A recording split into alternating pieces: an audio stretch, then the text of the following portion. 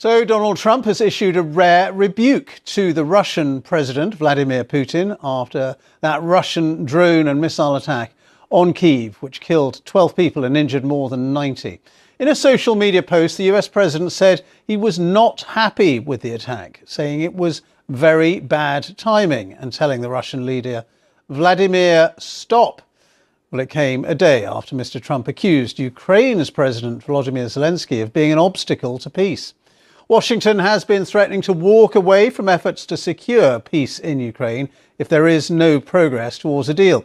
And speaking alongside the visiting Norwegian Prime Minister in the Oval Office, Mr. Trump was asked what pressure he is putting on Russia to agree to a deal. Putting a lot of pressure. You don't know what pressure I'm putting on Russia. They're dealing. You have no idea what pressure I'm putting on Russia. We're putting a lot of pressure. Can you maybe tell us that? We're putting a lot of pressure on Russia. And Russia knows that, and some people that are close to it know, or he wouldn't be talking right now. The Prime Minister understands that better than anybody. He wouldn't be talking right now. He's talking, and we're putting a lot of pressure. I think he wants to make a deal. We're going to find out very soon, but it takes two to tango. And you have to have Ukraine want to make a deal too. And they're being hit very hard, and I do believe they want to make a deal. Well, as for Ukraine's President Zelensky, he cut short a visit to South Africa because of that overnight attack, which he described as undoubtedly one of the most difficult. A block of flats not far from the centre of Kyiv was flattened by a ballistic missile in the overnight bombardment. Some people are reported to be still trapped under the rubble many hours later. From Kyiv, John Donnison reports.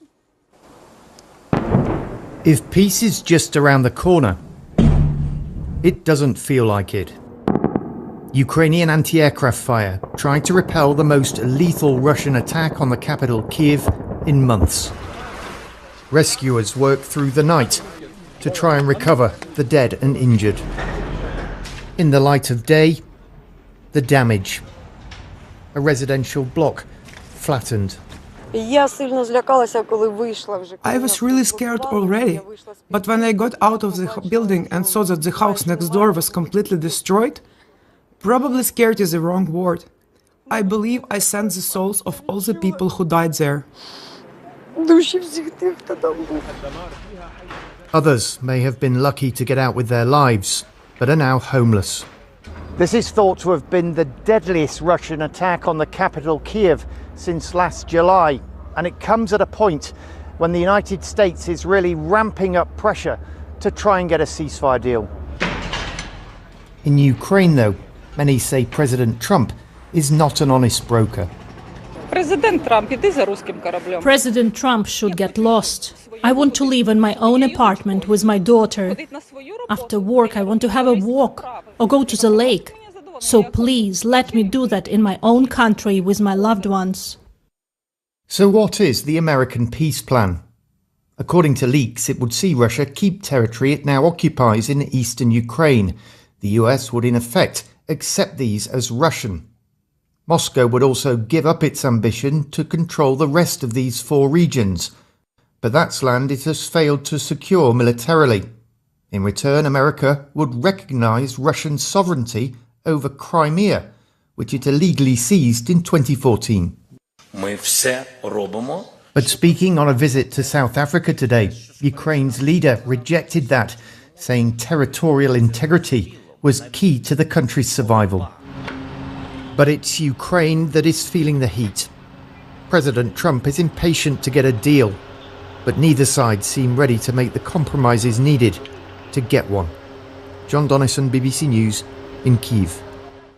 Well, let's return to those latest comments on the war in Ukraine from President Trump in the Oval Office, saying that he won't be happy if Vladimir Putin continues to bomb Ukraine, insisting that he is putting a lot of pressure on Russia. Let's go to our chief North America correspondent, Gary O'Donoghue, who's in Washington.